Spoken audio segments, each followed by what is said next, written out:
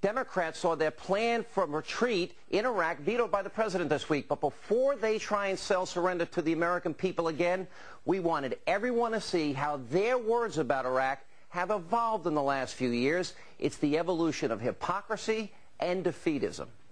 Earlier today, I ordered America's armed forces to strike military and security targets in Iraq. They are joined by British forces. Their mission is to attack Iraq's nuclear, chemical, and biological weapons programs. I think it would be naive to the point of grave danger not to believe that left to his own devices, Saddam Hussein will provoke, misjudge, or stumble into a future more dangerous confrontation with the civilized world. He has as much as promised it. There's no question that Iraq poses biological and chemical weapons. That's not in doubt. And that he seeks to acquire additional weapons of mass destruction, including nuclear weapons. That's not in debate. The threat of Saddam Hussein with weapons of mass destruction is real. We know that he has stored away secret supplies of biological weapons and chemical weapons throughout his country.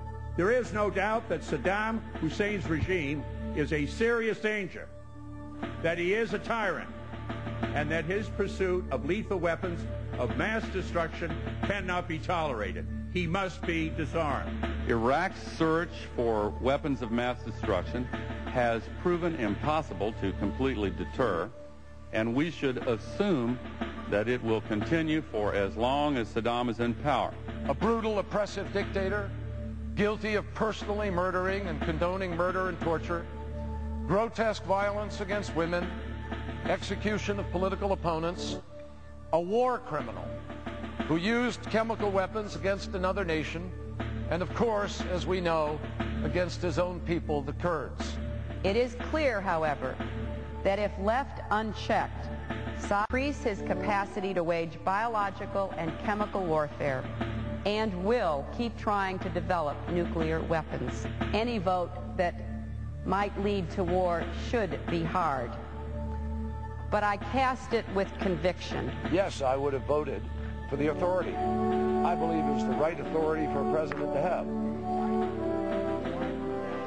This is a great day of pride in the American military, a great day for the Iraqis, and a great day for the American people, and frankly a great day for the administration. I think President Bush deserves a day of celebration. We have our policy differences, but we won't be discussing those today. I think he deserves a day to celebrate as well. Incidentally, you know, Governor Dean and some other people didn't even think it was great. They didn't even know that it was good to get rid of Saddam Hussein. This is a very important development, but we got a long way to go. And I've been saying for a long time, and I say today, the president still needs to get the help that we need in bringing this matter to a successful conclusion.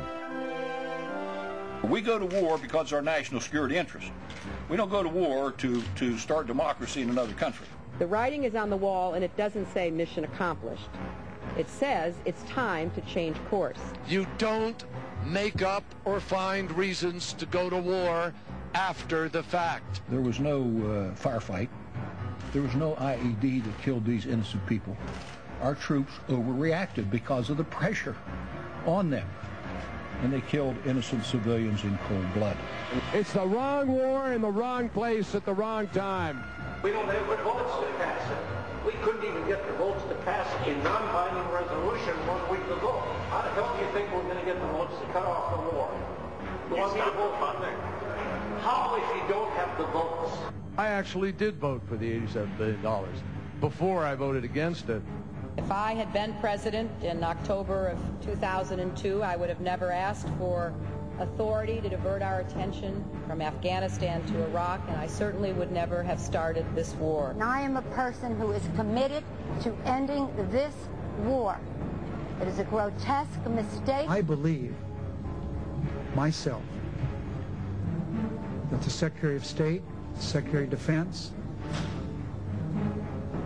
and you have to make your own decision as to what the President knows, that this war is lost.